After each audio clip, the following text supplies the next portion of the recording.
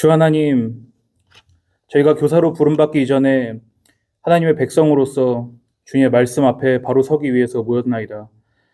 말씀을 통해서 계시하시는 주님의 복음의 비밀이 오늘 성령 하나님을 통하여서 이 가운데 밝히 드러나도록 주님 인도하여 주옵소서.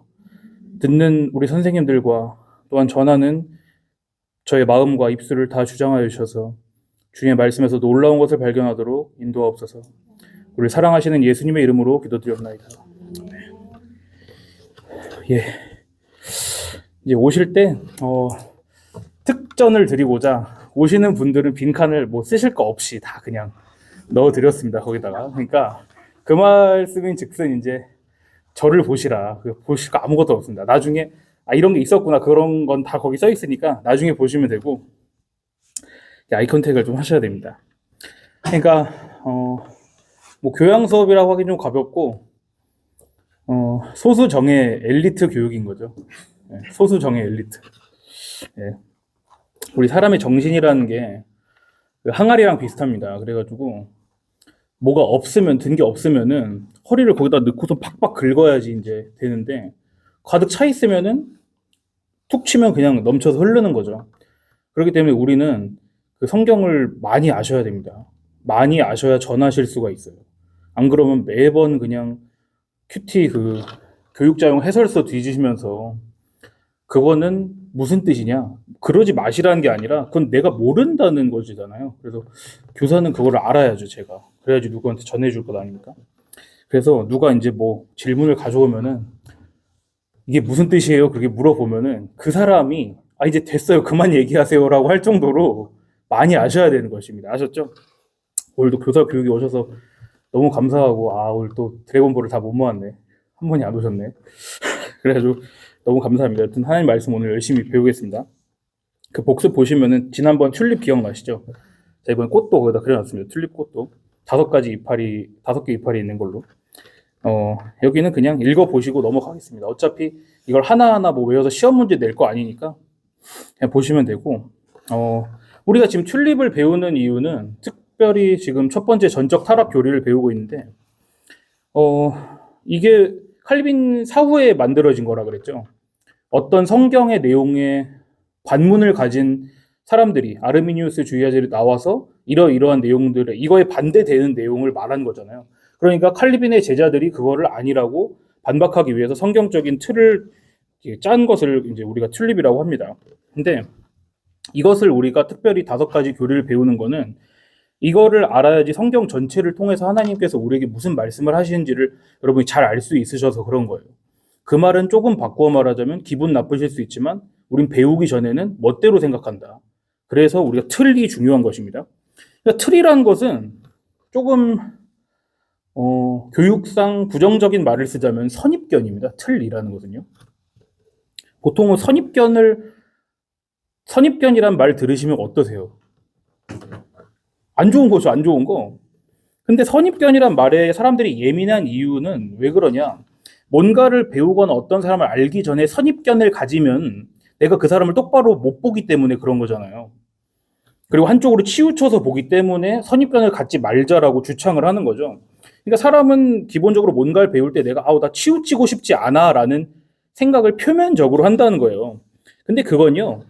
우리가 이제 성경이 우리 사람에 대해서 뭐라고 말씀하시는지를 잘 몰라서 갖는 생각입니다. 성경은 사람을 어떻게 평가하시냐면은 거기 제가 10편 14편 말씀 써놨죠. 2, 3절. 네.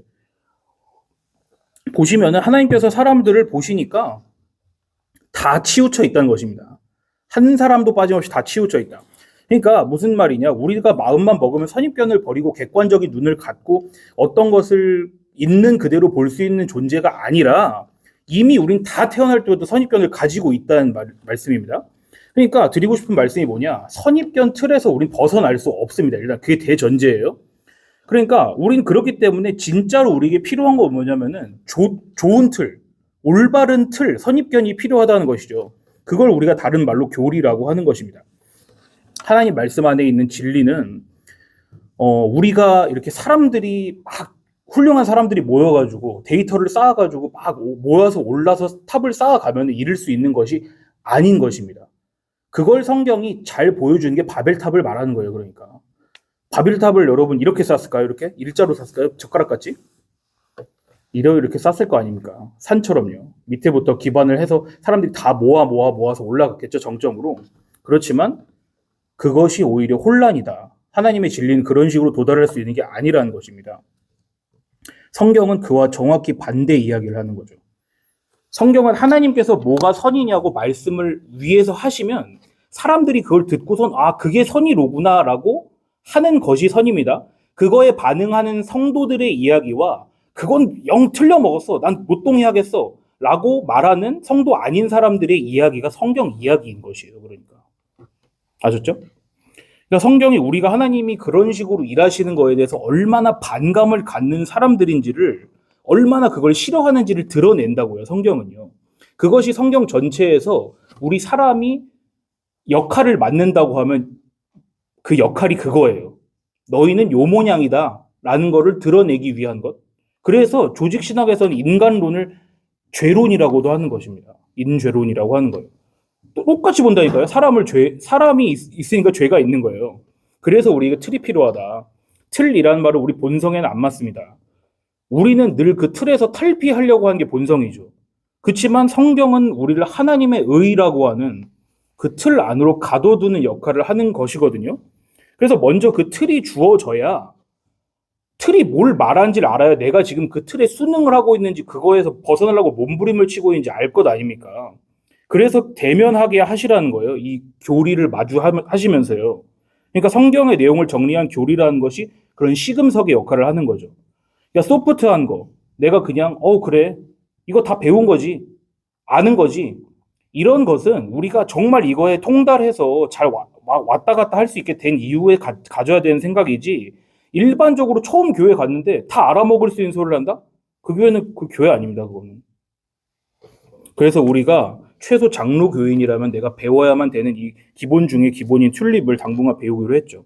지난 시간에 개요를 했고 이제 첫 번째 교리인 T, 토털 디프레버티, 전적 타락, 전적 부패를 잠깐 살펴봤고 오늘은 그 전적 타락 교리 두 번째 시간입니다. 선악과를 중심으로 살펴보도록 했습니다. 나무를 제가 그려놨죠. 제가 그린 건 아니고요. 선악을 알게 하는 이 나무. 한번 같이 말씀을 읽어보시겠습니다. 창세기 2장 8절부터 9절 2절입니다. 시작. 여호와 하나님이 동방의 에덴에 동산을 창설하시고 그 지으신 사람을 거기 두시니라. 여호와 하나님이 그 땅에서 보기에 아름답고 먹기에 좋은 나무가 나게 하시니 동산 가운데에는 생명나무와 선악을 알게 하는 나무도 있더라. 아멘. 자, 그 뒤는 제가 읽어드리겠습니다. 창세기 2장 15절에서 17절 말씀. 여호와 하나님이 그 사람을 이끌어 에덴 동산에 두어 그것을 경작하며 지키게 하시고 여호와 하나님이 그 사람에게 명하여 이르시되 동산 각종 나무의 열매는 내가 임의로 먹되 선악을 알게 한 나무의 열매는 먹지 말라. 내가 먹는 날에는 반드시 죽으리라 하시니라. 아멘. 선과 악이라는 것은 너무나 중요한 주제입니다. 기독교는 이걸 설명하기 위해서입니다. 우리가 지금 전적 타락에 대해서 배우고 있죠. 그러면 타락이라는 것이 무슨 의미인지를 먼저 아셔야겠죠. 타락이라는 것은 본래 어떤 자리가 있고 거기에서 이탈한 것을 타락이라고 하는 것입니다. 그러니까 본래 자리를 선이라고 하고요. 그거에서 떨어져 나간 것을 악이라고 하는 것입니다. 이거를 조금 머릿속에 각인을 시켜드리기 위해서 철학 수업을 하죠. 잠깐.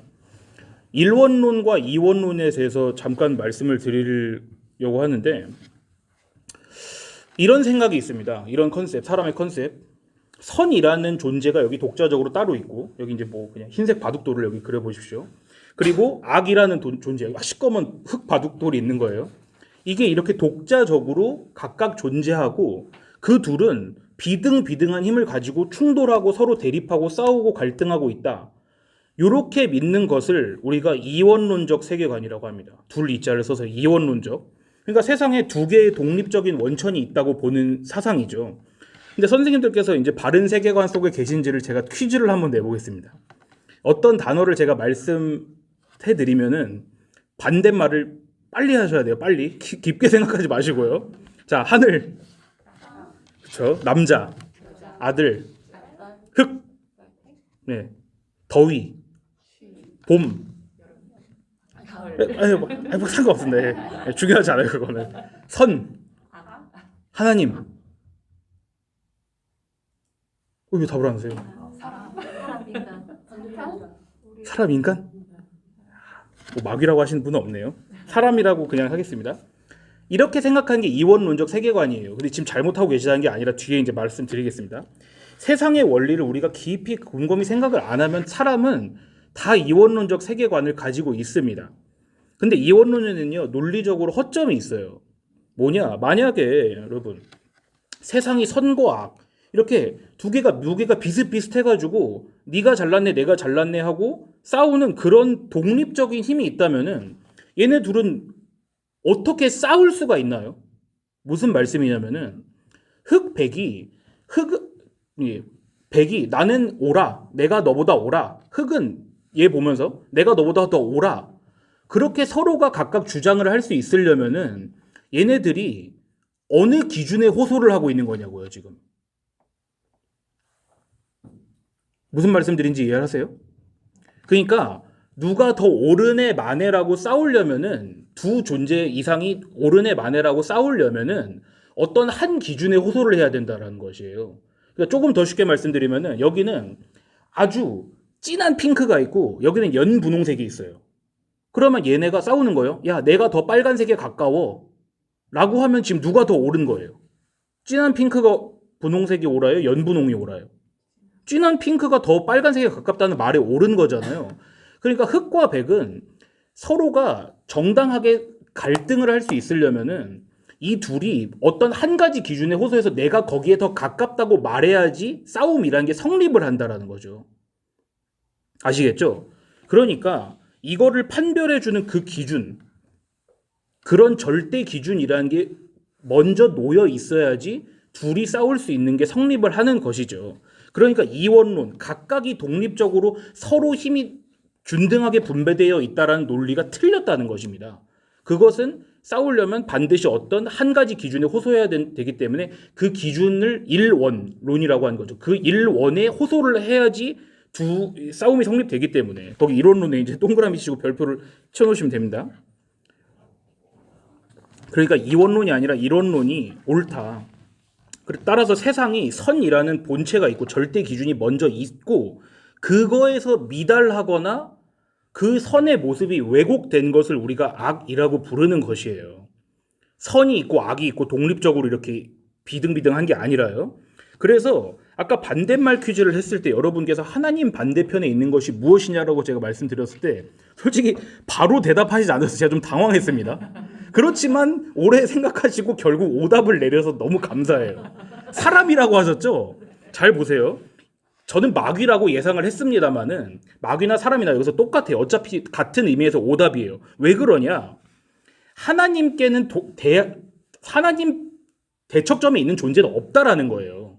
하나님은 어떤 싸우는 존재들이 호소해야 되는 절대 기준이시기 때문에 하나님께는 대척점이 없다는 거죠. 만약에 우리가 마귀라고 한다면 그 대척점에 있는 건 하나님이 아니라 천사라고 해야 옳은 거죠. 논리적으로. 그러니까 어떤 가치나 기준도 하나님을 반대편에 세울 수는 없다라는 것입니다. 이거를 여러분 지금 너무 이해하기 힘드시면 여기 골몰하지 마시고 그냥 싹 없애버리세요. 다음에 다시 이해하셔도 돼요. 자, 이제 보세요. 이거를 선과 악을 단순히 우리가 이렇게 머릿속으로 그냥 철학 수업에서 나오는 거지 이렇게 생각하지 마시고 실질적으로 우리가 믿는 것과 무슨 관련이 있는지를 생각해 보시자고요. 성경은 사람의 선, 사람의 편의, 사람이 잘한 공로나 이런 거를 북돋아주고 드러내주기 위해 쓰인 책이 아니라 그와는 정반대의 목적을 가지고 있죠. 성경의 목적이 누구의 영광을 드러내기 위함입니까? 하나님이시죠. 그럼 영광의 본질이 제가 어떻다고 말씀드렸나요? 영광은 나눌 수 있습니까? 홀로만 받을 수 있는 것이 영광이죠. 이론론을 이해하시면 이걸 더 이해하시기 쉽다는 것입니다. 즉 하나님 혼자만 영광을 받으신다는 말을 바꾸어서 말하면 하나님 외에 다른 피조물들은 나한텐 영광이 없는 것이구나. 이거를 아는 상태가 하나님의 영광인 것이에요. 내가 막 잘난 사람이 돼가지고 그거를 사람들이 보고 하나님께 영광 돌리는 그런 거는 다 거짓말이에요. 거짓말. 그건 기독교가 말하는 하나님의 영광이랑 아무 상관도 없는 일이에요. 그러니까 하나님 외에 다른 피조물들 스스로가 나는 영광이 없는 존재로구나. 하나님만 영광스러우시구나. 이거를 깨닫는 상태를 뭐라고 하느냐? 그걸 하나님 보시기에 좋다, 의롭다, 선하다라고 하는 것이에요. 이렇게 하나님께서는 창조주의 자리에 계시고 사람은 자기 피조물 된 자리에서 자기 인식을 하는 그 상태를 성경이 뭐라고 하느냐? 그걸 안식이라고 하는 것입니다. 그걸 안식이라고 하는 거예요. 그냥 일주일 동안 일정이 없어가지고 집에서 빤스 입고 자는 게 안식이 아니라 그 올바른 상태 속에 있는 것. 이와 같이 창조주이신 하나님과 피조물, 특히 우리 인간들의 그 존재적인 격차를 조금 전문적인 용어로 쓰자면은 그거를 창조주 피조물 구분이라고 합니다. 창조주 피조물 구분. 거기 이제 보시면은 그 창조주 피조물 사이에 짝대기가 있죠. 짧은 짝대기가. 보셨나요? 그거를 이제 하이픈이라 그러는데 뭐 중요한 건 아닌데 그렇게 넣으면은 그냥 따로따로 쓸 때랑은 다른 의미가 된다는 것이에요, 그게. 근데 이 창조주 피조물 구분을 여러분이 잘 아셔야 되기 때문에 설명을 더 자세하게 드리겠습니다. 일단은 이게 이 구분이 무슨 사실들을 우리에게 알려주느냐? 하나님은 일단 피조물과 같지 않으세요. 시편 50편 21절 앞부분만 제가 읽어드릴게요. 네가 이 일을 행하여도 내가 잠잠하였더니 하나님 말씀하십니다. 내가 나를 너와 같은 줄로 생각하였구나. 많은 사람은 하나님의 형상이라는 이 말씀을 너무 우리 중심적으로 받아들인 나머지 오해를 해서 마치 인간 특성이나 성격들을 종합하면 그게 하나님이시겠지. 하나님은 우리 인간 중에 가장 훌륭한 어떤 사람들을 그 의로움을 100배 뻥튀겨 놓으면 하나님이 되겠지. 이렇게 생각하는데 그건 틀린 것입니다. 그건 사람이 하나님을 닮게 된 거지 우리가 하나님을 닮은 게 아닌 거. 그러니까 하나님이 사람을 닮게 되시는 거잖아요. 그런 식으로 생각하면. 어떤 예를 들어서 아버지랑 아들이 있는데 아들을 보면서 아버님을 많이 닮으셨어요. 이건 맞잖아요. 근데 아버지를 보면서 아드님을 많이 닮으셨군요. 그러면은 앞뒤가 안 맞는 거잖아요. 그런 거랑 같은 거예요. 또는요, 사람이 하나님을 닮았다는 것은 이 얘기 거기 안 써 있지 않나요, 혹시? 저를 좀 보세요. 제가 누가 저를 보시면 그분만 보게 돼요. 또 그러니까 자 보세요. 사람이 하나님을 닮았다 그러는 것은 무슨 얘기냐면 하나님께 막 손, 머리, 발 이런 게 신체 부위가 있다라는 말이 아닙니다. 그건 우리의 편의를 위해서 그런 특성들을 성경이 우리가 이해하기 쉽게 그려놓은 것이죠. 그럼 하나님께서 그의 오른손을 펴사 그러면 하나님 오른손이 있으신 거예요? 손이 있으면 손가락도 있겠네요? 지문도 있겠네요? 그렇죠? 모르죠. 그래요. 모른다고 말씀하는 게 맞는 거예요. 보좌에 앉아 계시면 하나님 뭐로 앉아 계신 거죠, 그럼? 엉덩이도 있나요, 하나님 뒤에, 그럼? 불경하고 우스꽝스러운 이야기이긴 하지만은 제가 무슨 말씀을 드리려는 거냐면 하나님을 우리의 연장선에 계신 분으로 오해하지 마시라고 이런 말씀을 드리는 거예요. 우리가 잘 아는 말씀이죠. 많은 교회가 예배 시작하기 전에 이 말씀을 하고 시작하잖아요. 하나님은 영이시니 예배한 자가 영과 진리로 예배할지니라. 이건 우리가 보통 어떤 식으로 쓰이냐면 열심으로 예배해야지 이렇게 쓰잖아요. 그 말씀 하는 게 아니라 하나님은 영이시다라는 말이 주예요. 이 말씀에서는. 영이시라는 것은 아주 간단하게 말씀드리자면 육신이 이해할 수 없는 것을 영이라고 하는 것입니다. 그리고 디모데전서 6장 16절에 오직 그에게만 죽지 아니함이 있고 가까이 가지 못할 빛에 거하시고 어떤 사람도 보지 못하였고 또 볼 수 없는 이시니 그에게 존귀와 영원한 권능을 돌릴지어다. 아멘. 이게 무슨 말씀이냐면 창조주 피조물 구분을 우리가 명확하게 각인시켜야 되는 그 이유인데 왜냐? 태초에 우리가 하나님이 정해놓으신 그 선을 넘으려고 했다라는 것을 우리가 잘 주지해야 된다는 것입니다. 그게 얼마나 중대한 것인지 중차대한 일인지를 잘 알아야 나중에 하나님께서 그걸 통해서 우리에게 그 선을 넘으신 일들이 우리에게 의미가 있어지거든요. 참으로. 우리가 죄는 너무 뉴스에 나오는 것들로만 이해하는 경향이 있어요. 근데 죄라는 건 그게 아니라 창조주의 정해놓으신 그 선을 피조물이 그거를 넘어가려고 한 그 사건, 그것을 말하는 것입니다. 그것을 뿌리로 하여 우리가 아는 모든 죄들이 파생을 한 거죠. 그래서 그게 얼마나 심각한 일이었는지를 알아야 하나님께서 베푸시는 은혜가 어떤 것인지를 안다는 것입니다. 10,000달란트 빚진 인식이 있어야 하나님의 은혜를 아는 것처럼요. 그래서 우리가 전적 타락을 지금 배우는 것입니다. 자, 그러니까 성경은요, 경계나 구분, 선 이런 것들을 명확하게 합니다. 요새 현대 시대에는 그런 경계나 선, 뭐 구분 이런 것들 대단히 싫어하는 쪽으로 흘러가는 거 다 느끼시죠? 다 뭉뚱그려뜨린다고요. 그 선과 경계를. 그러니까 늘상 평등을 강하게 주장하는 세태 속에서 우리가 머물러 있다 보면 누군가가 다른 사람을 위해서 고귀한 사람이 희생하거나 아니면은 부자가 자기 걸 내놔가지고 어떤 가난한 사람을 돌보거나 이런 것들이 너무 당연한 걸로 여겨지게 돼요. 그런 것들을. 쉽게 말해가지고 야 너도 똑같고 나도 똑같은 사람인데 뭐 네가 한 일이 내가 한 것보다 얼마나 더 큰 가치가 있다라는 거야. 이런 식으로 생각한 게 만연해진다는 거죠. 근데 성경은 기본적으로 무슨 이야기냐? 아주 간단히 축약하자면 하늘에서 그 경계를 뚫고선 사람에게 오신 하나님의 이야기잖아요. 그걸 세 글자로 뭐라 그러죠? 하나님이 인간의 육신을 입으신 것을? 그걸 성육신이라고 하는 것이죠. 그러니까 반기독교적인 사회일수록 창조주 피조물 구분을 대단히 싫어하겠죠. 이 이야기를. 그러니까 기독교는 존재의 격차라는 것을 당연스레 전제한다는 것을 아셔야 됩니다. 그거를 아셔야지 우리가 저지른 일의 중차대함과 하나님이 그거를 넘어서 우리에게 오신 일이 감사하게 여겨진다는 것이에요. 여기 거기 정리를 해놨습니다. 저희가 이제 지금은 전적 타락을 공부하고 있기 때문에 우리가 그 선을 넘어가는 일이 어떤 일인지를 조금 더 거기에 집중해서 오늘은 공부를 할게요. 선을 넘고 싶은 인간. 누군가 사이에서 선을 긋는다는 말을 딱 들으시면 좀 더 와닿게 하기 위해서 누가 나한테 선을 그으면은 어떠세요? 기분이 화나죠. 예를 들어서 여기 공부하고 있는데 저 밖에 어슬렁거리는데 이렇게 들어오세요 이러지 않고 저 공부하니까 나가세요 이런다고 해보세요. 아주 쌀쌀맞게. 그 사람 교회를 다시 안 올 거 아닙니까? 근데 그 선을 넘어가지 못하는 것에 내가 불쾌감을 느끼죠. 근데 그 내면을 조금 더 분석을 해볼게요. 왜 불쾌감을 느끼냐면 그건 무슨 생각이냐? 야, 지만 잘났어? 니네만 잘났어? 나도 너랑 똑같이 중요한 사람이야 라는 그 자의식 때문에 그런 거예요. 그게 우리 밑바탕을 이루고 있기 때문입니다. 그런데 이 밑바탕을 우리가 가지고 있는 사람들이기 때문에 우리가 다른 사람에게 하는 걸 한번 생각을 해보세요. 우린 선 안 긋나요? 아니 그 난민 진짜 받을 수 있어요? 실질적으로? 안 돼요. 그거 안 돼요. 노숙자 내 집에 들여보세요. 선을 안 긋고 선을 다 허물어뜨리고 들여보시라고요. 되는지 그게.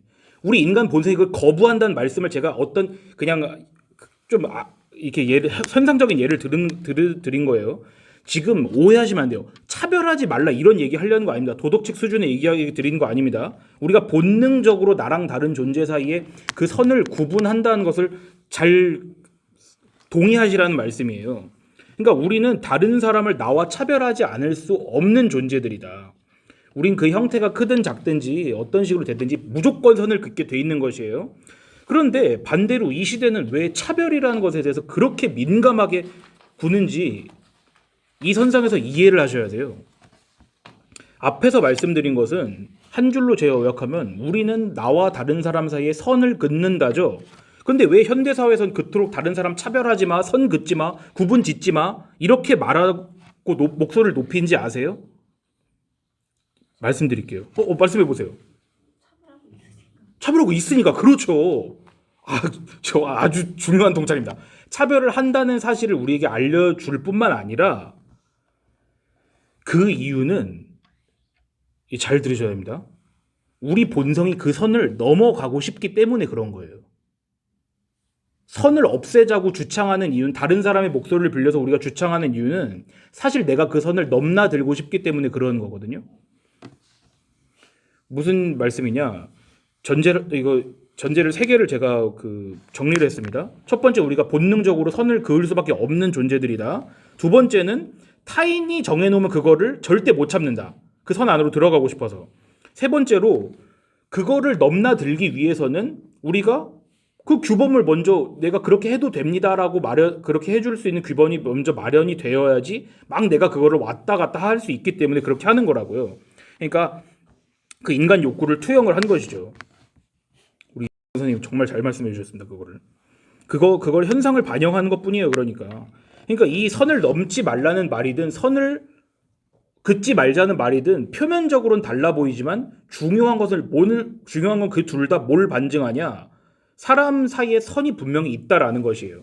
아니, 논리적으로 왜 다른 사람이 정해놓은 선을 넘어가고자 하는 그 욕구가 만약에 없다면은 왜 우리가 선 넘지 마라고 했을 때 우리가 자극을 받냐고요. 그게 선이 있다라는 걸 반증하는 거죠. 그걸 합리적으로 넘나들고 싶은 것도 우리가 그거 선 없앱시다라는 거 안에 투영이 된 거고요. 이와 정확히 같은 현상들을 거기 제가 써놨습니다. 무엇이냐? 청개구리가 왜 있을까요? 왜 하지 말라고 하면 사람 더 하고 싶죠? 애들 떠들고 있을 때 야 떠들지 마 그러면은 잠깐은 조용해져요. 무서우니까. 그렇지만 그렇게 말한 선생님이 밖으로 나가면 바로 와글와글해지잖아요. 왜 애들은 처음에는 관심조차 갖지 않던 장난감을 다른 애기가 그거 만지면은 그것만 보이죠? 예? 다른 거 100개 장난감이 있어도 제가 만지는 거 갖고 싶은 거잖아요. 그 애기는. 왜 태초에 만들어 놓으신 아담과 하와는 하나님께서 선악을 알게 한 나무의 열매는 네가 먹지 말아라 라고 말씀하셨을 때 그 전에는 동산 수많은 나무들 가운데 하나에 불과했던 그 나무가 왜 그것만 보이냐고요. 왜 먹음직도 하고 보암직도 하게 바뀌었냐고요. 그 나무가. 그 나무는 다른 특별한 나무가 아니라니까요. 그냥 수많은 나무 중에 하나인데 하나님이 뭔가를 선택하셔서 이걸 넘어오지 말라고 하셨던 것이죠. 3장 6절에 여자가 그 나무를 본즉 먹음직도 하고 보암직도 하고 지혜롭게 할 만큼 탐스럽기도 한 나무인지라 이렇게 보이게 된 것이죠. 인간 본성에 대해서 선악과가 뭘 가르치느냐? 그것은 우리가 본능적으로 그 선을 넘어가고 싶은 존재라는 것을 그 정해진 기준을 넘어가고 싶은 존재라는 것을 가르치는 것입니다. 이제 그러면 우리는 이미 넘었죠. 그 선을. 다시 못 돌아갑니다. 그 선을 넘으니까 하나님께서는 다시 넘어오지 못하도록 뭘 두셨어요. 에덴에. 두루 도는 불칼과 그룹들로 지키셨잖아요. 그 그룹은 삼성 그룹이 아닌 거 아시죠? 예. 그 어떤 이단 종교가 그 그룹이라고 했다 아주 개망신을 당해가지고 보면서 짜릿했는데 그거는 케루빔이라는 그 천사 무리를 말하는 것입니다. 여튼지 그거를 우리는 그럼 어떻게 해요? 우린 생명나무로 가는 것은 막혔잖아요. 아, 또 이게 선악과 생명나무 하니까 또 이단 같네. 잘 들으세요. 저 이단 아닙니다. 생명나무 얘기는 여기 써놓지 않았지만 하나님께서 그럼 우리 그 인간 본성과 우리 어떻게 마주할 거냐고요. 하나님 말씀은 우리를 그것으로부터 구원하시고 자유롭게 하려고 주신 거잖아요. 근데 여러분 자유로워진다라는 말을 잘 이해하셔야 돼요. 아주 이거 어려운 얘기입니다. 오늘이 난이도 최고 난이도예요. 지금까지 교사교육 중에. 성경은 도덕책이 아니에요. 성경은 도덕책처럼 우리한테 뭘 해라, 뭘 하지 말아라가 주가 아닙니다. 성경 내용에. 귀에 못이 박히도록 제가 강조를 드리지만 성경은 창조주 하나님의 영광만을 드러내기 위해 쓰여진 책이에요. 그러면 다시 그 말은 누구의 영광 없음? 우리 사람의 영광 없음을 드러내기 위해 쓰여진 책이라는 말과 똑같은 거죠. 그럼 그걸요, 이 자유한다라는 말과 연결시켜서 생각을 제가 설명을 하겠습니다. 우리가 지금 뭐로부터 자유롭고 싶다는 것입니까?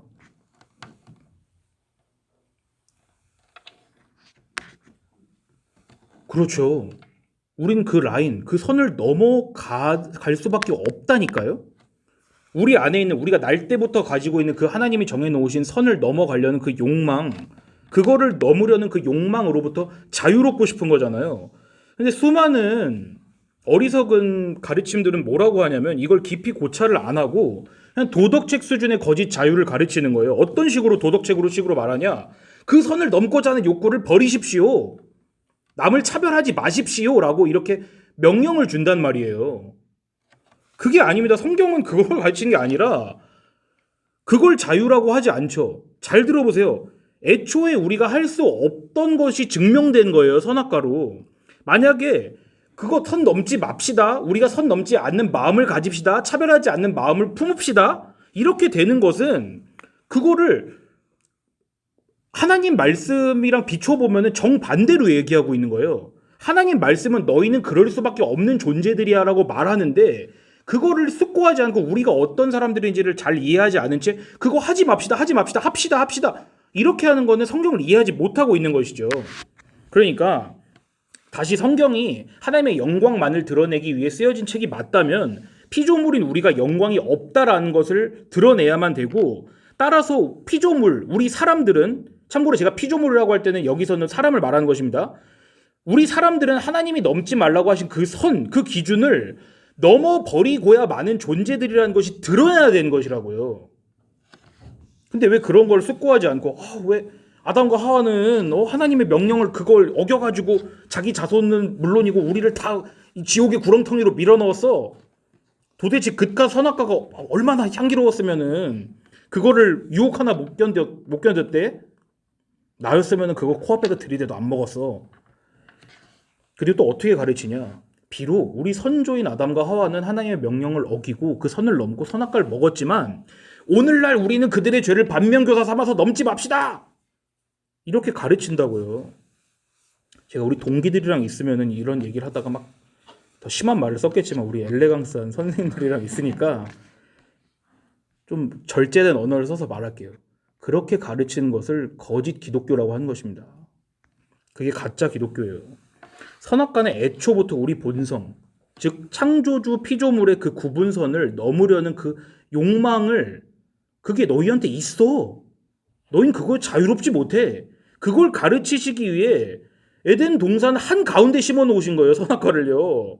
그냥 씨앗을 무작위로 확 퍼뜨렸는데 마침 거기 동산 중앙에 선악과 나무 씨앗이 들어간 게 아니라 하나님이 친히 선악과를 심으셨다니까요. 거기다가 2장 9절, 창세기 2장 9절 읽어드리겠습니다. 여호와 하나님이 그 땅에 보기 아름답고 먹기에 좋은 나무가 나게 하시니 동산 가운데에는 생명나무와 선악을 알게 하는 나무도 있더라. 누가 누구에게 이 시험을 지금 주고 있습니까? 하나님이 사람에게, 우리에게. 우린 너무 휴머니스틱한 사람들이 그런 정신을 가지고 있어서 하나님이 인간을 시험하셨대 이런 얘기 들으면 막 호들갑을 떨죠. 어떻게 좋으신 하나님이 사람을 그런 식으로 테스트할 수가 있어. 너무 음흉한 거 아니야? 생각해보세요 여러분. 제가 여기다가 보물상자를 갖다 놓고서는 겉에다 절대 열지 마시고 써놓으면은 그 열고 싶을까요? 안 열고 싶을까요? 열고 싶죠. 그렇지만 제가 애들한테 너희 반드시 이번 주 매주 올 때마다 저 보물상자 한 번씩 꼭 열어봐. 그럼 안 열겠죠 아무도. 그게 우리 마음이라니까요. 근데 그걸 제가 옆에서 이렇게 보고 있는 거예요. 저 뒤에 숨어가지고. 저 자식들이 여는구만. 지금 하나님이 그런 일을 하고 계신 거예요. 너무 하나님을 인본의 관점으로 여기지 마시고 그렇게 생각을 해보세요. 우리의 상식과 맞지 않죠. 막 빛 가운데 둘러싸이신 분이 난 너희를 믿었는데 어떻게 그럴 수가 있니? 막 가슴 아파하는 모습이 더 우리에게 익숙하잖아요. 그 거짓말이에요. 그 가짜 하나님이에요. 성경은 늘 우리 상식하고 대치해서 전쟁을 벌인단 말입니다. 근데 인본적인 관념은 어떤 식으로 반문하냐? 하나님은 선하셔서 아무도 시험하지 않으신다며 야고보서에도 써 있잖아. 이건 뭔 뜻인지 제가 나중에 말씀드릴게요. 무슨 뜻인지. 선악과를 하나님께서 동산 중앙에 놓으셨다는 이야기를 잘 생각해 보시자고요. 이건 분명히 하나님이 어떤 목적을 가지고, 즉 사람을 시험하시기 위한 목적을 가지시고 하나님께서 직접 선악과 나무를 거기 배치하셨다는 거죠. 식목일에 나무 심듯이. 이런 이야기 들으면 우리는 어떻게 선하신 하나님이 인간을 시험하셔 이렇게 당연히 생각합니다. 이해합니다. 저도요. 근데 좀 더 들어가 보면은 더 심각하게 우리를 만드는 건 무엇이냐? 그거 통과할 수 있었나요? 없었나요? 없었다고요. 이거를 우리가 좀 알아듣기 쉬운 말로 바꾸면 뭐죠? 사기잖아요. 사기. 셋업 범죄죠. 셋업 범죄. 그리고 우리는 이 시험에 대해서 계속 이런 식으로 생각하죠. 그때 아담과 하와가 그 시험을 잘 이겨냈어야만 했는데 내가 그 자리에 있었다면 난 통과했을 텐데 그때 아담과 하와는 시험을 이기는 실패했지만 나는 거기에서 오늘날 교훈을 얻어서 반드시 이겨내고 말리라. 똑같은 실수를 저지르지 않으리라.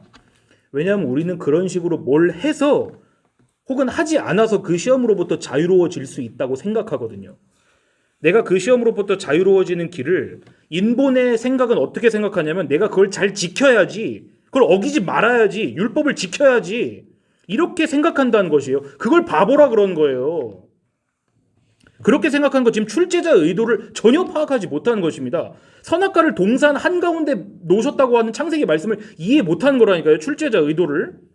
하나님께는요, 일어날 수도 있고 일어나지 않을 수도 있는 그런 세팅이 없습니다. 그때 뭐뭐 했다면 뭐뭐 했을 텐데, 내가 그때 있었다면 나는 괜찮았을 텐데, 이겼을 텐데, 이런 거는요, 현존하시는 하나님께는 성립이 안 되는 일인 거죠. 하나님께서는요, 뜻하신 즉 이루어지는 거예요. 그래서 우리가 하나님을 하나님이라고 하는 거죠. 하나님이 이럴 줄은 몰랐네. 그게 왜 하나님입니까? 그런 신적 속성에 따라서 아담에게는 선택지가 있어요, 없어요?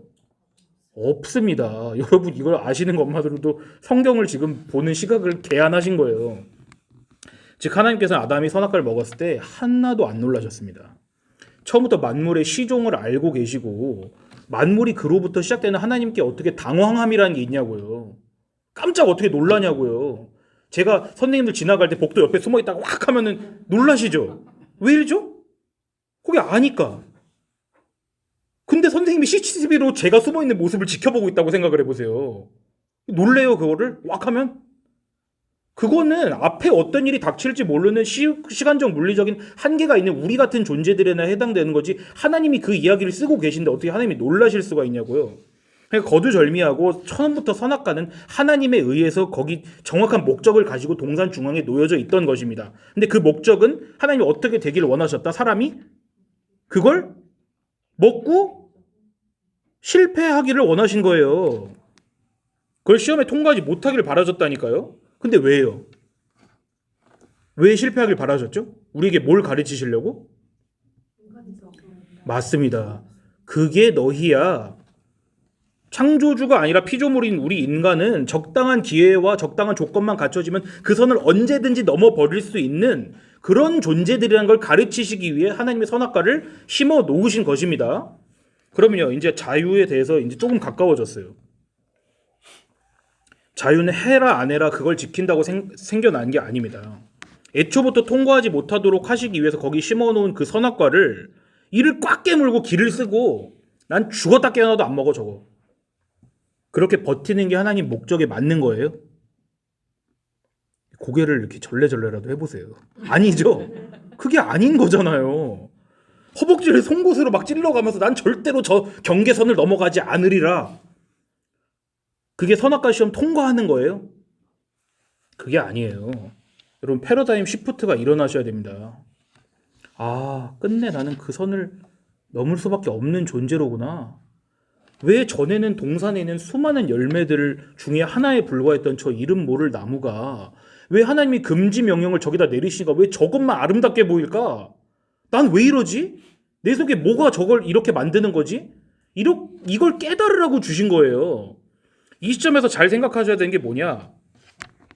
여러분 생각으로는 죄를 짓지만 행동으로 안 옮기면 죄일까요? 아닐까요? 죄예요? 다 감옥 가셔야 되겠네 그럼. 맞아요, 그게 맞아요. 유혹은 받지만 행동으로 옮기지 않으면 죄가 아니라고 가르친 바보들이 있거든요. 그건 우리 본성에 관해 말씀하신 주님의 말씀을 모르는 거예요. 예수님이 이 땅에 계시던 그때에도 모세의 율법에 따라 사람들 간음 안 했어요. 너희 이혼 증서를 써주지 않으면 그 안에 간음하게 하는 거니까 이혼 증서를 써줘라. 그런 것은 사람의 마음이 완악하니까 그렇게 말씀하신 것뿐이지 그게 근데 사실 다 간음한 거란 말이에요. 그런데 심지어 예수님이 뭐라고 하시냐? 마태복음 5장 27절 28절 또 간음하지 말라는 것을 너희가 들었으나 나는 너희에게 말한다. 음욕을 품고 여자를 보는 사람마다 이미 마음에 간음하였느니라 그러잖아요. 그럼 이거에 따라서 사람들의 표면적인 간음을 간음이라 그러는 게 아니라 그냥 생각 자체, 너희의 존재 자체가 죄라는 것입니다. 아셨죠? 사람에 대해서 여러분 이제 별로 기대하지 않게 되시죠? 그게 박살 나는 게 교회예요. 예수님은 너희가 마음에 음욕만 품어도 간음한 거고 너희가 형제를 마음으로 미워하면 그거 살인죄랑 똑같은 거라고 하셨잖아요. 그러니까 예수님은 지금 사람 편에서 원하면 지킬 수도 있고 내가 좀 정신을 놓으면 어기게 되고 이런 수준이라고 생각했던 하나님의 법을 원래 사람이 지킬 수 없는 것이라고 지금 잘 제대로 알려주시는 거예요. 그러니까 사람들의 행동이 문제가 아니다. 너희의 생각이 문제다. 더 나아가서 너희 존재가 문제라는 것이죠. 그렇게 생각을 하도록 만든 너희 존재 자체에 지금 오류가 있는 거야. 그게 타락이야. 그런데 사람들은 어떻게 했느냐? 그 자기들의 존재 자체가 율법이 금한 것들을 그 범하게 만드는, 그러니까 선을 넘어가고 싶다는 생각을 지금 자기네들이 하고 있다는 걸 깜깜한 거예요. 그저 껍데기만 아름답고 순결하게 하면 된다고 믿었기 때문에 하나님이신 예수님께서 그런 본성을 폭로하신 거죠. 뭐라고 하시느냐? 화 있을진저 외식하는 서기관들과 바리새인들이여 회칠한 무덤 같으니. 석회로 겉에 하얗게 칠해놓은 거예요. 겉으로는 아름답게 보이나 그 안엔 죽은 사람의 뼈와 모든 더러운 것이 가득하도다. 이와 같이 너희도 겉으로는 사람에게 옳게 보이되 안으로는 외식과 불법이 가득하도다. 여러분, 이것을 그냥 서기관과 바리새인들에게만 하시는 말씀이라고 여기시면 큰 오산입니다. 지금 서기관과 바리새인이 있나요? 현 시대에? 없잖아요. 그럼 폐지된 거예요, 성경 말씀이? 그렇지 않죠. 여기서 예수님께서 말씀하시고 계신 서기관과 바리새인인 이 사람들은 율법이 우리에게 주는 참 의미를 생각을 못하고 그냥 표면적으로 액션만 가지고 내가 그 율법을 잘 지키고 있다라고 착각하는 그 우리를 대표하는 존재들인 것이에요. 그러니까 이건 오늘날 우리 귀에 하시는 말씀인 것이에요. 그리고요, 더 나아가서 이걸 그냥 가식 떨지 말아라라고 받아들이시면 거꾸로 가는 거죠. 표면적으로만 보면 겉과 속을 모두 깨끗이 하라. 솔직히 여러분 양심 선언해보세요. 여러분 가식 없이 겉과 속을 똑같이 하십시오. 여러분 회칠한 무덤이 되지 마십시오라는 설교 들으면은 어떤 생각하고 돌아가시냐고요, 집에. 어떤 결심하세요? 오늘부터 겉과 속을 깨끗이 해야겠구나. 뒷담까지 말아야겠구나. 난 앞에서 말하겠어, 앞으로는. 속에 있는 걸 그대로 드러내서 예수님의 말씀에 내가 순종하겠어. 그게 바보인 거, 그게 선악과 따먹는 거예요. 아시죠? 이해하시죠? 예수님께서 하신 말씀의 본질은 그 말씀을 듣고 너희가 어떤 존재들인지를 깨달으라는 거예요. 너흰 겉과 속이 다른 놈들이야. 내 말이 이렇게 떨어졌기 때문에 너희가 그렇지 못하다는 것이 너희에게 지금 발각되고 있는 거야. 이거를 말씀하시는 거예요. 뭘 하라 하지 말라가 중요한 게 아니라 선악을 알게 한 나무의 열매를 먹지 말라는 하나님 말씀 안에 그 숨겨져 있는 그 참뜻을 보지 못하고 그 명령을 듣는 즉시로 그거 어기고 싶다라는 마음을 내가 인정 안 하잖아요. 그러니까 안 어겨야지. 그거 눈 가리고 아웅하는 게 그게 역설적으로 선악과를 따먹는 거라는 것입니다. 열매를 입으로 베어 물고선 그의 식도를 타고 내려가서 위장으로 들어가는 게 먹는 게 아니라 그런 식으로 하나님의 명령을 내가 지킬 수 있어라고 오해하는 거, 그게 선악과를 먹는 것이에요. 그 반대로 하나님의 명령, 그걸 듣고 나는 그걸 못 지키는구나. 왜 나는 청개구리인가 봐. 왜 나는 저거를 지키라고 그러면 안 지키고 싶고 이걸 어기지 말라 그러면 어기고 싶지? 그거를 보시면서 나는 창조주가 아니로구나. 내가 피조물이로구나. 그거를 바르게 발견한 사람이 사실은 선악과를 주신 그 목적을 정확하게 이루어가고 있는 사람인 거예요. 그럼 역설적으로 그렇게 하나님 말씀을 바르게 이해하고 있는 사람은 선악과 먹을까요? 안 먹을까요? 그 사람 선악과 먹을까요? 안 먹을까요? 나 선악과 먹을 수밖에 없는 사람이야 라는 사람 선악과 먹을까요? 안 먹을까요? 먹어요. 입에 선악과가 우물우물 가득하다니까요. 그 사람도요.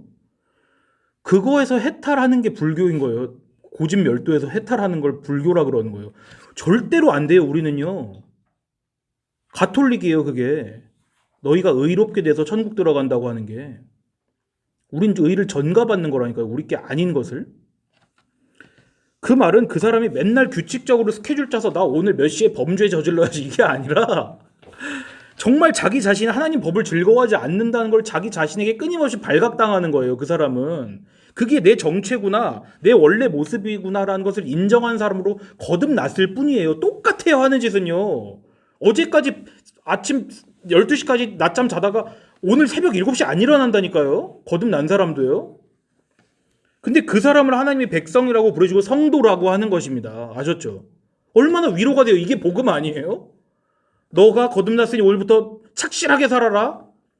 그게 율법의 멍해를 지는 거예요. 그럼 그 하나님의 백성, 내 존재가 그렇다는 것을 인식하는 하나님 백성은 자기 속에서 영광을 볼까요? 내가 영광스러울까요, 그 사람이? 아니겠죠. 그 사람은 하나님의 명령이 선하고 완전한 건 알아요. 하지만 동시에 나에게는 그걸 기쁜 마음으로 지킬 그 건덕지도 없구나. 그걸 계속 아는 거예요. 빛에 가까이 가면 갈수록 그림자가 짙어지듯이 나는 본성상 하나님이 정하신 그 선을 넘어가고 싶구나. 난 그런 욕구를 버릴 수 없구나, 내 스스로. 그걸 아는 거란 말입니다. 그걸 성경이 어떻게 말씀하고 계신지, 성도는 어떻게 사는 존재들인지를 이제 잠깐 쉬고서는 말씀 계속 나눌게요. 원래 2시간 아니에요? 1시간 아니에요? 아니에요. 2시간을 하자는 분이 오늘 안 오셨는데 제가 30분 줄어드린 거잖아요. 누구야? 2시간 누구야? 누구야 오늘 누구야 익명성 보장. 1시간 아니야? 시간. 지금 똑같은 말 하고 있는 거 아시겠죠? 계속 똑같은 말 하고 있는 거. 네. 좀 그 지식에 충돌되는 부분 없으세요? 그래요? 계속 충돌인데. 그렇죠. 아니 그러니까 우리가 배운 거는 사실은 네. 성경에서는 네. 뭐 선한 사람이라 네. 뭐해라 그러면 그렇게 노력을 하면 될 것 같은 그렇죠. 계속 그런 교육을 네, 받았잖아요. 근데 요즘 이 계속 네. 교사 교육은 너는 그런 존재가 아니다. 네. 그럴 수 없다. 네. 계속 그거를 배우는 거예요. 지음에 대고 그래서 어쩌라고 그거요. 바로 그거요. 저희가 요새 그래가지고 막상세하고 네. 그게 맞는 거예요. 그걸 바울이 똑같이 질문 받았다니까요. 어쩌라는 거예요. 우리가 어떻게? 네. 못 살아. 그리고 나한테 그거 없다니 좀 뭔가 답답한 느낌. 답답하시죠? 굉장히 답답해. 아주 잘 가고 계신 거예요. 정말로 잘 가고 계신 거예요. 근데 그 느껴지는 것 같아요. 네. 뺏겨서 있을 때 나는 제일이라는 게 네. 어느 순간 느껴지는 네. 거예요.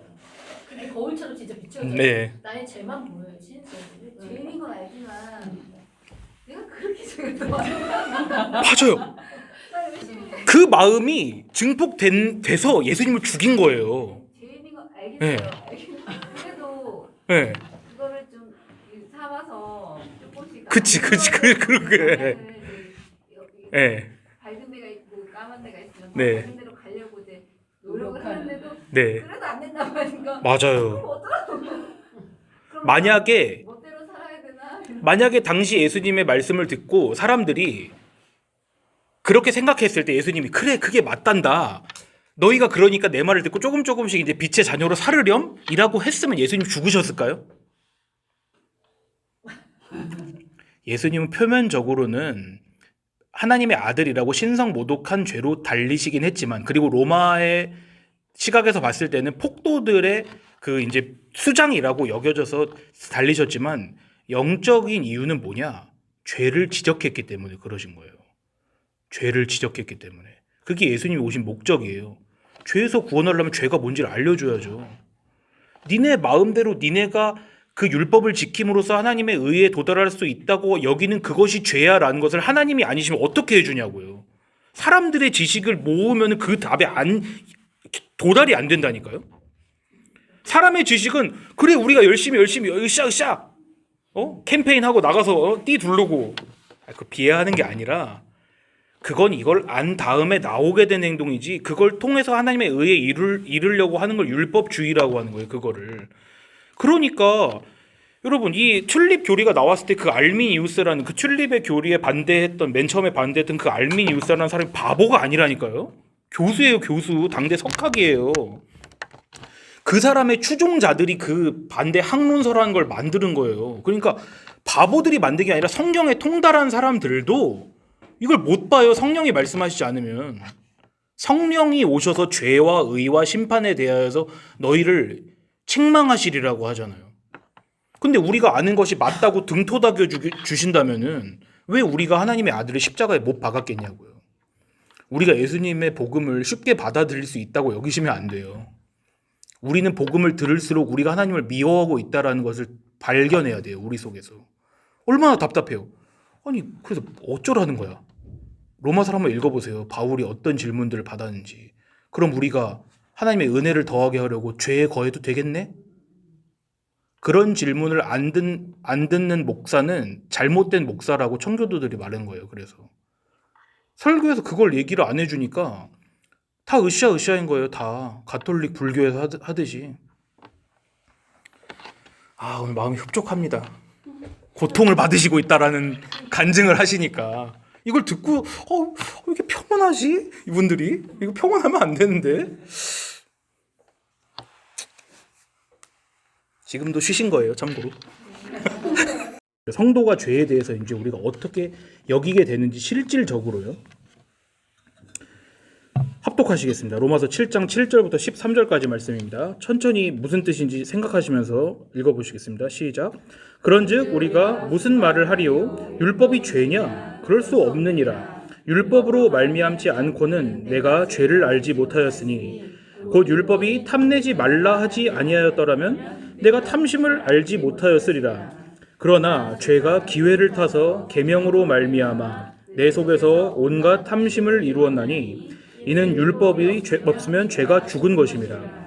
전에 율법을 깨닫지 못했을 때에는 내가 살았더니 계명이 이름에 죄는 살아나고 나는 죽었도다. 생명에 이르게 할 그 계명이 내게 대하여 도리어 사망에 이르게 하는 것이 되었도다. 죄가 기회를 타서 계명으로 말미암아 나를 속이고 그것으로 나를 죽였는지라.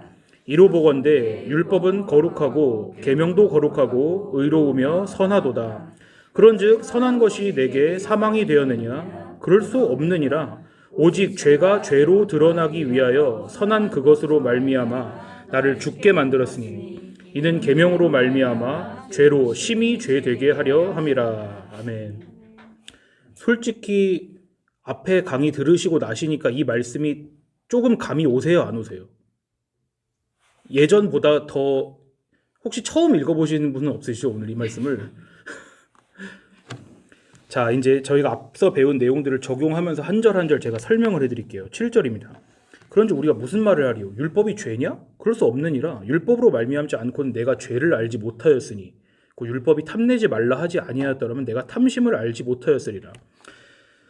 선악과란 말은 여기 없지만 선악과를 여러분이 그 기능을 살펴보셨을 때 뭐랑 똑같은 것 같습니까? 하라, 하지 말아라 로 대표되는 게 뭐죠? 그게 율법이잖아요. 선악과는 율법의 상징인 것이에요. 그냥 과일이 아니라요. 그러니까 율법이 먼저 우리에게 주어졌습니다. 율법이 말씀하는 탐내지 말라. 즉 이것은 창세기에서 선악과를 두고 하신 명령 뭐랑 똑같죠? 먹지 말라죠. 그렇죠. 그거랑 똑같은 거예요. 그러니까 바꾸어 말하자면 아까 처음에 화두란 말은 불교용어인데 여튼 처음에 제가 들었던 그 개념대로 하면 이게 선인 거예요. 경계선. 율법과 선악과 이건 모두 경계선인 것입니다. 근데 그 선이 먼저 딱 그어지지 않으면 사람이 어떻게 그걸 넘을 생각을 할 수 있겠냐고요. 기준선이 있어야 범법이나 준법이 있을 거 아닙니까? 8절에 그러나 죄가 기회를 타서 계명으로 말미암아 내 속에서 온갖 탐심을 이루었나니 이는 율법이 없으면 죄가 죽은 것임이라. 근데 보세요. 하나님의 말씀, 즉 계명이 임하니까 내 속에서 뭐가 이루어진다고요? 온갖 탐심이 일어난다고 하죠. 여기서 탐심이라는 것은 그냥 물욕을 말하는 게 아니에요. 아시겠죠? 그 돈을 있잖아요. 돈 좋아하지 말라 그러는데 돈을 사랑하는 것이 뭐 일만 악의 뿌리가 된다 이런 말씀 있잖아요. 솔직히 그거 들으면 무슨 결심하시죠? 돈을 덜 사랑해야겠다 하시죠. 그거 이제 불가능하다는 거 아시겠죠? 돈 그 지폐랑 동전 세면서 좋아하는 사람은 아무도 없어요. 그게 나의 어떤 것을 욕구를 이루어주는 상징물이기 때문에 좋아하는 거지 그 종이랑 금속 만지면서 좋아하는 게 아니잖아요. 그러니까 탐심이라는 것은 물질에 대한 탐심이라는 것은 사실 나에 대한 사랑을 말하는 것이죠. 그러니까 이 하나님의 계명, 율법 자체가 악한 게 아니라 그걸 들음으로 인해서 격동을 당하는 내가 나를 너무나 사랑하기 때문에 하나님이 정해놓으신 그 선을 넘어버리고 싶은 그 마음 그거를 지금 죄라고 하는 것이에요. 성경은요. 거듭 말씀드리지만 죄라는 건 행동, 액션이 아닙니다. 그거는 그냥 아웃풋이죠. 성경은 그냥 우리의 존재 양식 자체를 죄라고 하시는 거예요. 이를테면 어떤 식으로 설명을 하면 좋냐면 인간 본성은 뭐랑 같냐면 유리컵을 생각을 해보세요. 유리컵 안에 흙탕물이 있어요. 흙탕물이. 막 흙이랑 물이랑 막 섞여 있습니다.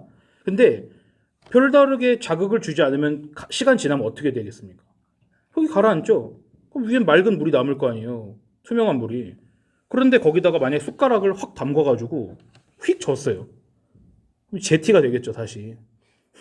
그럼 보세요. 그 숟가락이 나쁜 짓을 한 건가요?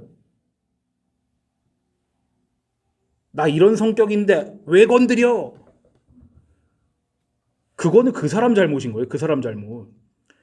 그거는 그 사람이 어떤 존재인지를 드러내준 거죠. 그 숟가락이. 넌 원래 흙탕물이라는 걸 드러내준 거예요. 자, 이제 엄청 어렵습니다.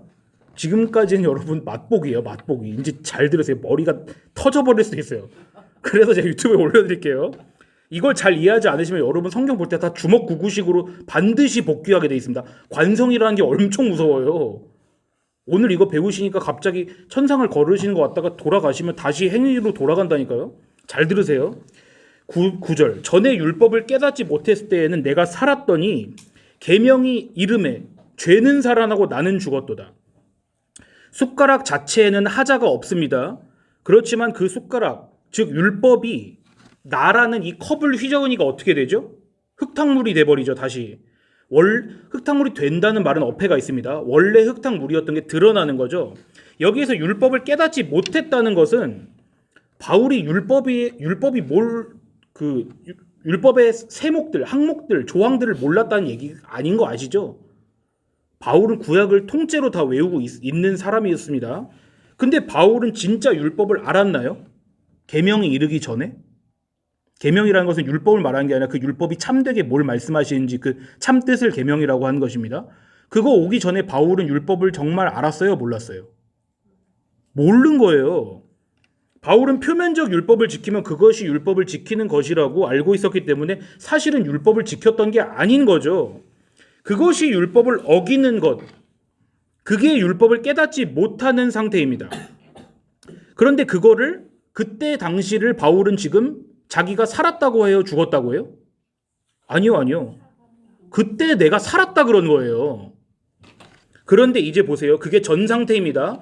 율법이 무엇인지 깨닫지 못했기 때문에 내가 율법의 항목들을 지키면 잘 나가고 있다라고 생각했던 그때 바울은 자기가 살아있다고 느꼈어요. 근데 이제 계명이 이르렀습니다. 계명, 율법의 참 의미 뭐였죠? 너희는 율법의 행위를 지킴으로써 의로워질 수 없단다. 율법은 너희가 그걸 지켜서 깨끗하게 되고 완벽한 사람들이 되라고 주어진 게 아니라 오히려 너희한테 그걸 지킬 힘이 단 하나도 없다는 걸 고발하고 너희가 불완전하고 더러운 존재라고 알려주기 위해 준 거야. 이게 원래 율법의 목적이죠. 이게 율법의 참 의미죠. 그걸 깨닫는 거를 계명이 이르렀다고 하는 거예요. 그리고 그 율법의 참 의미가 깨달아지니까 계명이 임하니까 이제 바울은 이제 어떻게 됐어요? 이게 죽은 것입니다. 그걸 죽는 것이라고 하는 거예요.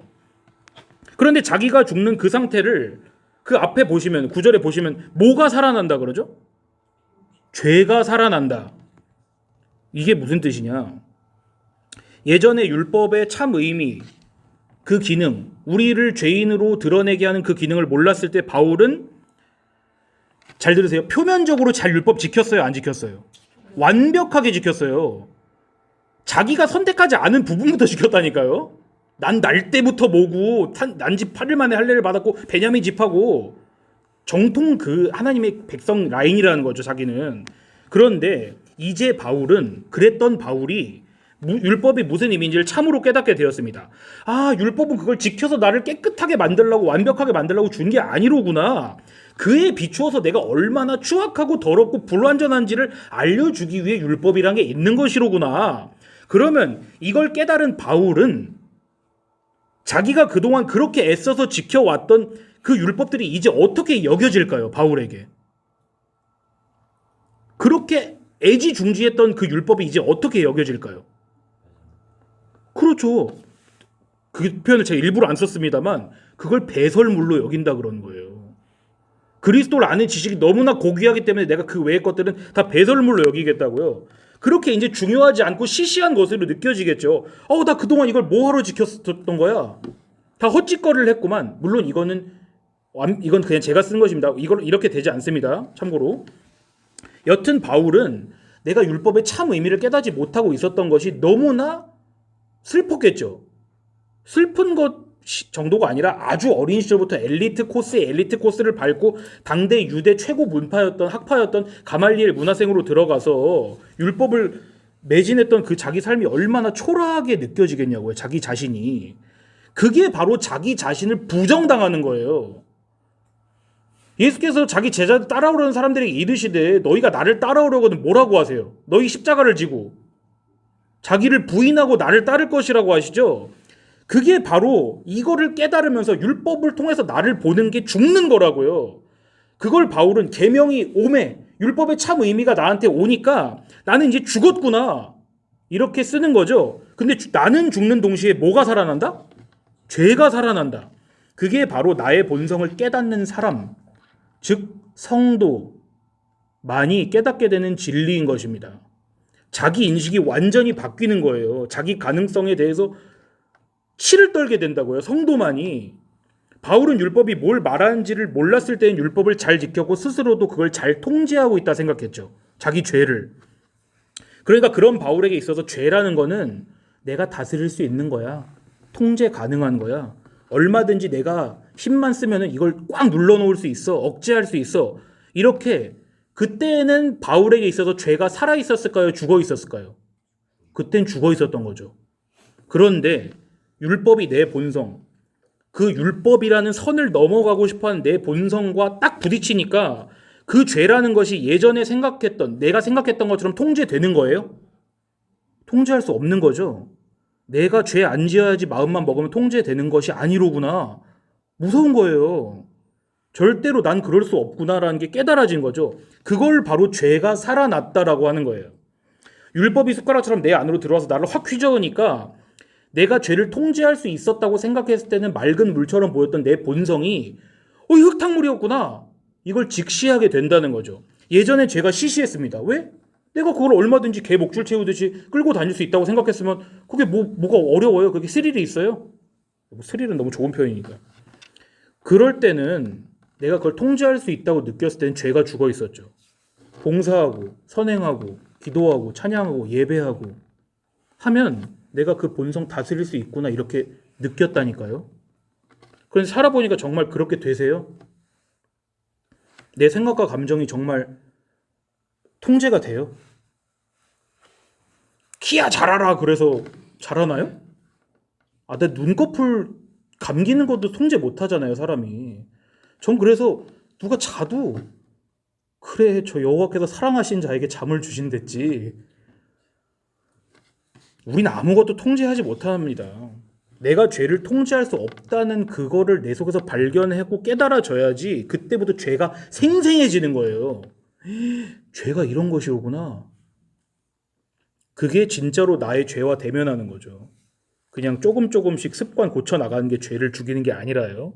그리고 성경은 내가 그렇게 죄 앞에서 무기력한 존재라는 걸 발견하는 것을 내가 죽는 거라고 말씀하시는 것입니다. 10절 보세요. 생명에 이르게 할 그 계명이 내게 대하여 도리어 사망에 이르게 한 것이 되었도다. 이건 원래 뜻을 조금 더 말씀드리면은 원래라면 생명을 가져다 주었을 그 계명, 바로 그 계명이 실질적으로는 죽음을 가져왔다는 것을 내가 깨달았다. 위의 내용과 일맥상통하죠. 11절입니다. 죄가 기회를 타서 계명으로 말미암아 나를 속이고 그것으로 나를 죽였는지라. 죄가 우리 사람 본성을 말하는 것이죠. 근데 그 본성은 어떤 식으로 드러나냐? 기준선이 주어지면 반드시 넘어가려고 하는 그것으로. 그런데 계명으로 말미암아 우리 본성의 계명이라는 것이 딱 주어지니까 그 틈을 안 놓치고 어떻게 반응했죠? 선악과 먹지 마라. 먹으면 죽는다. 이렇게 하니까 어떻게 반응했어요? 아담과 하와가. 즉시로 어겼잖아요. 즉시로 어기고 선악과 먹었죠. 11절 앞부분 다시 정리하면은 우리의 죄된 본성, 즉 어떤 기준이 주어지면 그거를 싹 넘어가고 싶은, 나를 너무 사랑하기 때문에 저 사람이 정해놓은 선을 넘어가고 싶어하는 그 본성이 선악과로 주어지자, 선악과라는 상징으로 주어지자 즉시로 넘어갔잖아요. 먹어버렸잖아요. 그거를 죄가 날 속였다 그러는 거예요. 여기 하고 마치겠습니다. 죄가 나를 속였다고 하는데 뭘 속였다는 거죠? 속인다는 말을 풀어서 이야기하면은 원래는 그렇지 않은데 그런 것처럼 여기게 한다라는 거죠. 그럼 여기서 원래 상태가 뭐예요? 지금 죄 때문에 속았어요, 바울이. 근데 죄가 원래 뭐인 거를 뭐처럼 속였는지를 지금 설명을 드릴게요. 원래 선악과 즉 계명, 율법이 원래 해야 되는 일, 원래 하는 메시지가 뭐예요? 다 쉽게 돌아가서요. 하나님께서 에덴 동산 한가운데 친히 심어 놓으셨죠.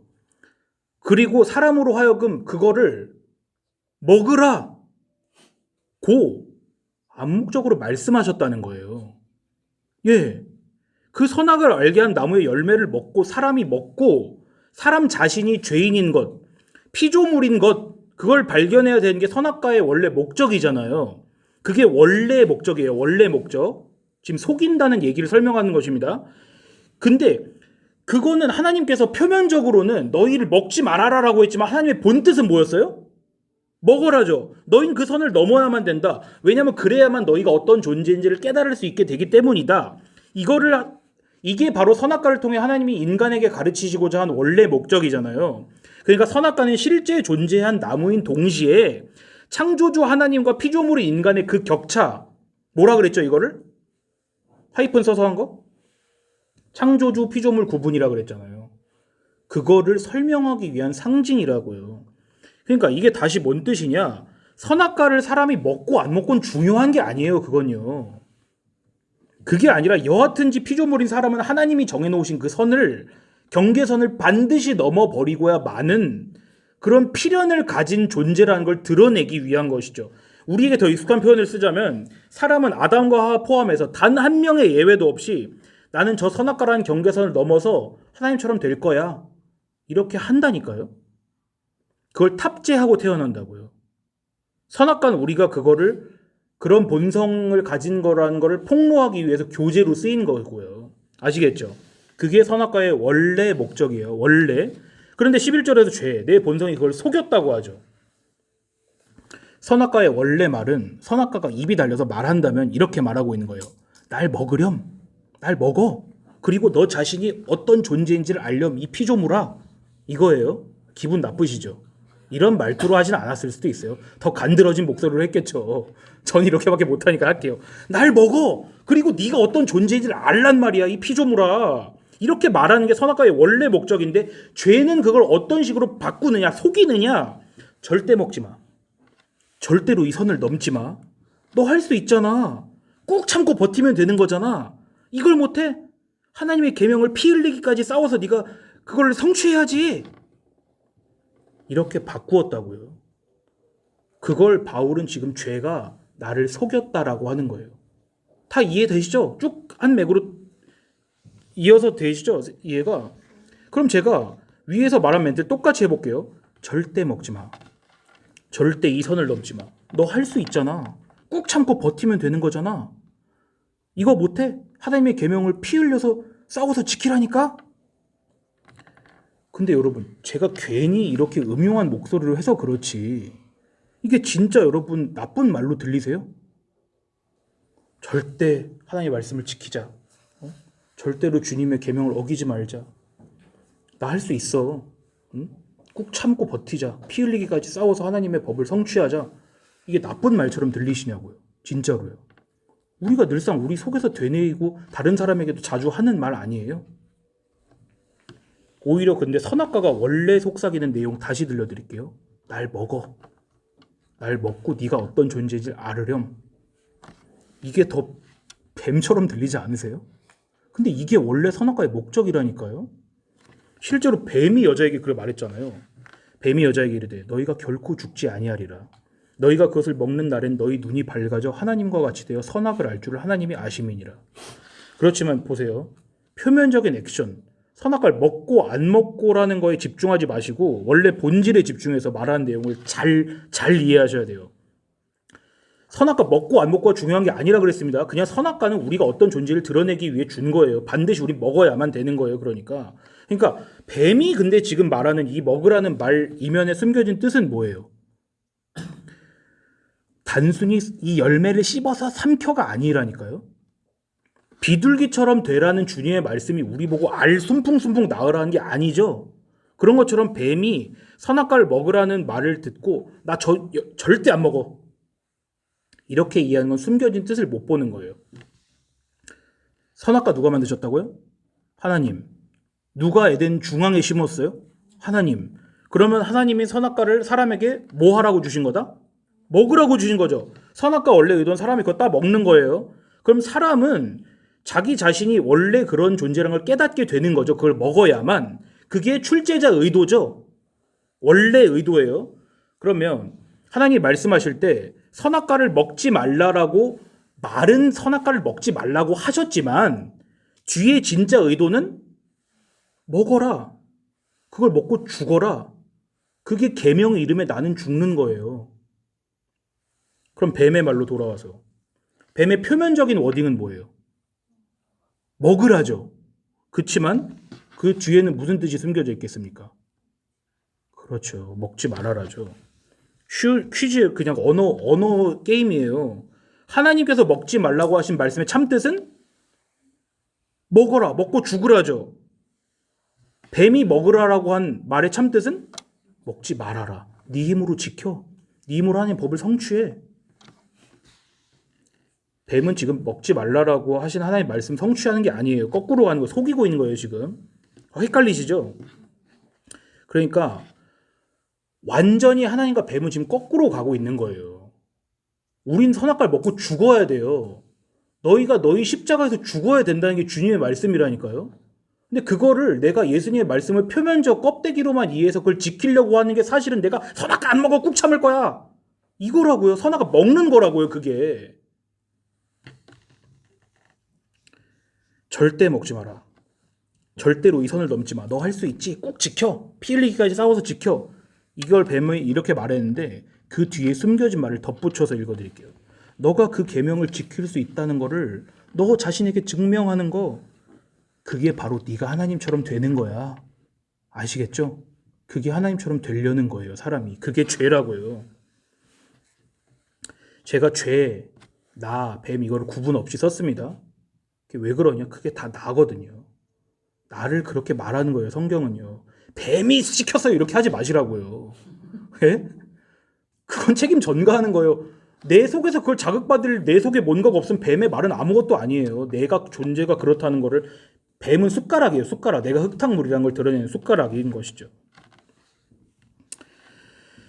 자, 오늘은 여기까지 하겠습니다. 듣고 나시니까 어떠세요? 어질어질 하시죠? 하지만 전혀 이해 안 되세요? 그건 아니시죠? 그러시면 됐어요. 제가 몇 개월, 몇 년에 걸쳐서 제 속에서 잘 묵상하고 내면화시킨 거를 1시간 반 만에 끝내려고 하니까 대단히 좀 이렇게 워딩도 좀 세고 반복도 많이 하고 그랬던 것인데 쉽지 않으실 거란 걸 알아요. 지금은 그 음지에서만 나누시는 너무 혼란스러워라는 그 밀담이 점점 커지실 거예요. 선생님들이 성도시라면요. 성도는 이 가운데서 내가 주님을 죽이고 싶다. 그걸 아셔야 되는 거예요. 왜 이따위 법을 줬어? 나 좀 착하게 살고 싶은데. 그래서 내 존재를 좀 증명하고 싶은데. 나도 이렇게 할 수 있다라는 것을 최소 내 자신에겐 좀 보여주고 싶은데 왜 그걸 하지 말라고 하는 거야? 성경은 하나님의 영광만을 드러내기 위해 쓰여진 책이라는 것을 잊으시면 안 돼요. 제가 그래서 영광을 항상 우리가 혼란이 있을 때 영광이란 대전제로 돌아가시라고 말씀드리는 것이에요. 거기서 벗어나면요 완전히 혼란이에요. 하나님만 빛이세요. 빛. 우리는 어둠이라고요. 어둠. 그걸 알아야 우리가 하나님을 찬양할 거 아니에요. 난 이따위 존재인데 하나님이 날 사랑하셔서 그 선을 넘어오셨구나. 내가 그 방벽을 쳐놨는데 하나님이 그걸 깨부수고 들어오셨구나. 그걸 알아야 하나님을 찬양하죠. 내가 잘하는데 왜 하나님을 찬양해요? 고통스러운 거예요. 신앙생활 하시면은 그냥 저 사람 주일에 교회 나간대 이게 아니라니까요. 내 자신이 내 원수라는 거를 발견하셔야 돼요. 내가 계속 하나님처럼 돼서 그 하나님의 의의를 내가 지킬 수 있다라고 스스로에게 증명하고 싶은 그 나와 싸우게 되는 것이에요. 그런 사람은, 그걸 아는 사람은 표면적으로는 사실 그건 중요하지 않아요. 내가 나 자신에게 제일 더러운 사람이라는 걸 계속 발각당하는 사람이 남들 보고 손가락질 할까요? 그게 안 돼요, 그렇게 잘. 저도 대단히 거칠고 이렇게 남 욕하는 거 좋아하고 지금도 다 안 고쳐지는 사람인데, 그러다 보면 문득 생각나는 거예요. 내가 제일 더럽잖아. 그러니까 사랑이 율법의 완성이라 그러잖아요. 사랑은 하나님을 사랑하는 거예요. 날 사랑하는 게 아니라. 하나님을 사랑하는 게 날 사랑하는 거거든요. 그러니까 우리가 이거를 도덕 시간에 도덕책 배우듯이 하라와 하지 말라 해서 머물러 있는 그게 사실은 그 성도 아니에요. 그거는 아직은 몰라요. 그분이 어떤 사람일지 모르지만 그대로 쭉 가는 거는 마지막 날에 보세요. 내 은혜에 굴복할래? 네가 지금까지 해온 공로를 가지고 들어올래? 이러면 사람이 뭘 선택할까요? 은혜 안 바란다니까요. 사람은요. 내 거 이거 안고 가려고 한다니까요. 그거 안고 지옥 가는 거예요. 그대로요. 그런 사람들이 모여서 금은 보화 속에 쌓여 있는 것이 지옥이거든요. 너무 협박을 해서 죄송합니다. 그냥 지옥이 무슨 의미인지를 아시면 돼요. 네. 그러니까 에덴에서 한 뱀의 거짓말은 지금도 똑같이 써먹습니다. 너 지켜. 할 수 있잖아. 별거 아닌 것 같잖아요. 그게 우리가 구원받아야 된다라는 반증이에요. 우리가 그 말이 아직 솔깃하게 들린다는 게. 기도하겠습니다. 주님, 우리의 머리와 가슴에 주님의 은혜를 한없이 부어주셔서 주님의 이 진리의 말씀이 정말로 우리에게 깨달아지기를 간절히 원합니다. 우리가 하나님 말씀에 얼마나 관심이 없고 또한 우리가 하나님 말씀을 관심 갖고 읽으면 읽을수록 우리의 존재가 얼마나 하나님께 반대하고 있는지를 깨달아 가도록 주께서 은혜 내려주시기를 간절히 원합니다.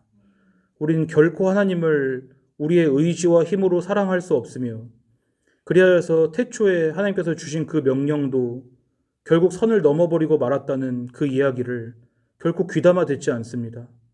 아버지, 성경 내내 똑같은 말씀을 하고 계시는 하나님께서 오늘 우리의 눈과 귀를 열어주셔서 우리가 어떤 존재인지를 발견하도록 도와주시옵고 그래서 하나님만 영광스러우시며 우린 그 영광이 없으며 우리를 초청하시고 우리가 쳐도온 그 방벽을 넘어서 자기 육신으로 그 담을 허무시고 우리를 구원하신 예수님만 찬양하게 되도록 우리 한 사람 한 사람을 인도하여 주옵소서.